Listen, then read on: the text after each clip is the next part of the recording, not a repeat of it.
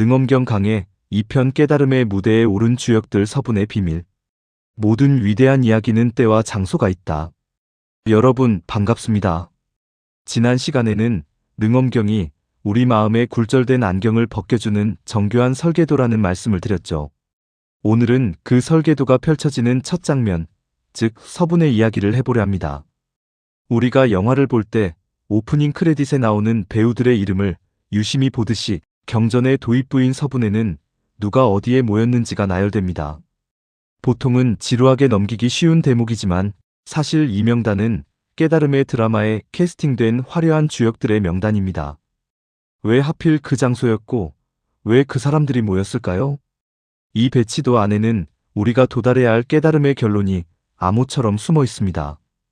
오늘 우리는 기원정사라는 공간과 그곳에 모인 붓다의 제자들, 그리고 파사이광의 궁전에서 벌어진 사건을 통해 우리 마음의 지도를 그려볼 것입니다. 불교 철학의 정수인 대승의 정신이 이 짧은 도입부에 어떻게 녹아있는지 함께 파헤쳐 보시죠. 기원정사 고독한 자를 위한 안식처에서 펼쳐진 우주적 사건. 먼저 장소를 주목해야 합니다. 능엄경의 배경은 코살라국의 수도 사위성에 있는 기원정사입니다. 이 장소의 이름에는 눈물겨운 사연이 있죠. 급고독장자라는 자비로운 부자가 고독한 이들을 위해 붓답게 바친 수행처입니다. 여기서 능엄경은 이와 같이 내가 들었다는 아난의 고백으로 시작됩니다. 그런데 여기에 아주 흥미로운 숫자의 비밀이 하나 숨어 있습니다. 당시 모인 비구가 1250명이라고 기록되어 있는데 주석서인 정맥소의 세밀한 기록을 보면 실제로는 1255명이었다고 합니다. 여기서 빠진 5명은 누구일까요? 바로 붓다의 첫 제자들인 교진열을 포함한 5비구입니다. 이들은 붓다가 처음 깨달음을 얻고 녹야원에서 설법했을 때 제자가 된 가장 어른이자 상징적인 존재들입니다. 그렇기에 일반적인 숫자, 계산에서 따로 떼어 특별 대우를 해준 것이죠. 그만큼 이 자리가 격식 있고 엄숙한 자리였다는 것을 보여주는 대목입니다. 불교의 역사가 시작된 이래 가장 격식 있고 엄숙한 설법의 장이었다는 것을 의미합니다. 이 장소와 이 명단이 상징하는 것은 준비된 마음입니다.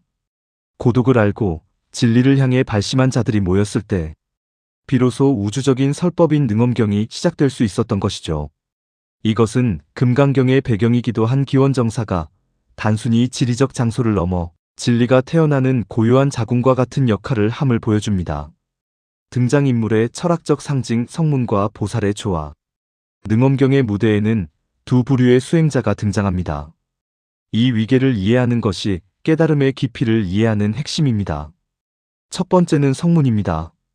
붓다의 목소리를 듣고 자기 안의 번뇌를 끊어 아라한의 경지에 오른 이들입니다. 능엄경 본문에서는 이들을 4단계, 즉 사과로 상세히 나눕니다.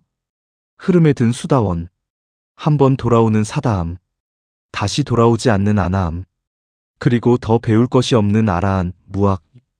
그런데 능엄경은 여기서 멈추지 않습니다. 아라한은 자기 번뇌는 끊었지만 아직 나라는 개별적인 틀을 완전히 벗어던지지 못한 상태일 수 있습니다.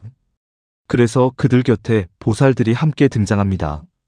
지혜의 화신 문수사리, 실행의 화신 보현보살, 자비의 관세음, 대원의 지장보살. 이 보살들이 함께 자리를 지키는 이유는 무엇일까요?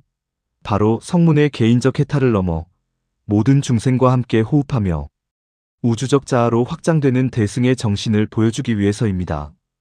이것은 화엄경에서 말하는 일즉다 다즉일, 즉 하나가 곧 전체요. 전체가 곧 하나라는 불교의 근본 정신과 일맥상통합니다. 능엄경은 단순히 내 마음 편해지자는 개인적 위로가 아니라 나와 우주가 어떻게 연결되어 있는가를 증명하는 거대한 철학적 여정입니다. 10대 제자의 배치. 우리 마음의 각기 다른 재능들. 붓다의 10명의 큰 제자들, 이른바 10대 제자의 면면을 보면 무릎을 탁 치게 됩니다. 이들은 우리 마음이 가진 여러 가지 측면을 상징하기 때문입니다.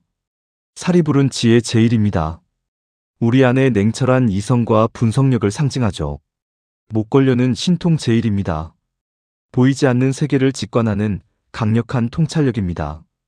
가섭은 두타 제일입니다. 낡은 습관을 끊어내려는 철저한 자기 절제와 의지입니다. 그런데 능엄경은 특히 아난을 주인공으로 세웁니다.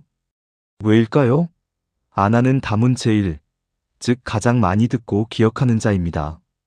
그는 똑똑하고 기억력도 천재적이었지만 정작 자신의 본능적인 번뇌 앞에서는 무력했습니다.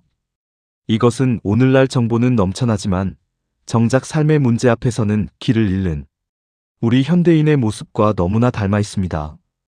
유마경에서 유마거사가 아픈 이유가 중생이 아프기 때문이라고 했듯이 아난이 겪는 위기는 곧 우리 모두의 위기입니다.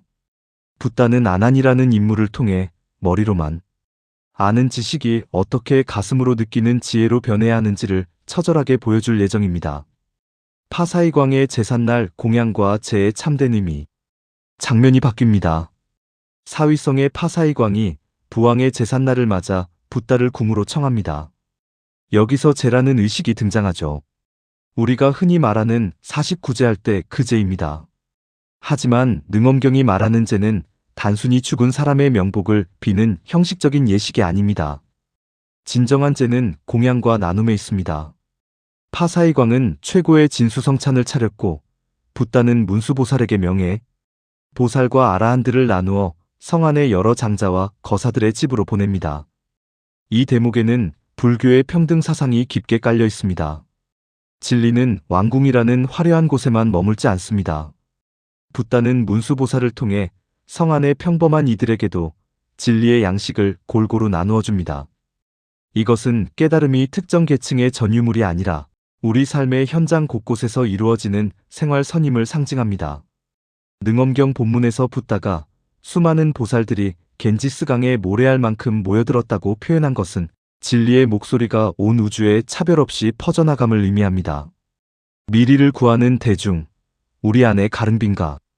서분의 마지막에 이르면 대중들은 붓다께 미리를 구합니다. 미리는 어떤 마법 같은 비밀이 아닙니다. 너무나 깊고 오묘해서 우리 표층 의식으로는 쉽게 드러나지 않는 대승의 근본 진리를 말합니다. 이때 붓다의 설법은 극락에 산다는 신비한 새, 가른빈가의 목소리에 비유됩니다. 가른빈가는 알 속에서도 울음소리를 낼 정도로 아름답고 맑은 소리를 가졌다고 하죠. 그 소리를 듣는 순간 수행자들은 이전에 경험해보지 못한 희열, 즉 미증유의 기쁨을 느낍니다. 여러분, 오늘 우리가 살펴본 이 화려한 등장인물과 배경은 결국 무엇을 말할까요? 기원정사는 여러분의 고요한 마음이고 10대 제자는 여러분 안이 여러 가능성이며 파사이광의 공양은 우리가 마주하는 삶의 현장입니다. 능엄경은 이제 아난이 겪는 예상치 못한 위기를 시작으로 본격적인 설법에 들어갑니다. 지식에만 머물러 있던 아난이 어떻게 자신의 한계를 깨고 참된 자, 즉 묘명진심을 만나는지 다음 시간에 그 흥미진진한 사건 속으로 들어가 보겠습니다. 여러분의 가슴 속에도 이미 가른빈가의 노랫소리가 울려 퍼지고 있음을 잊지 마십시오.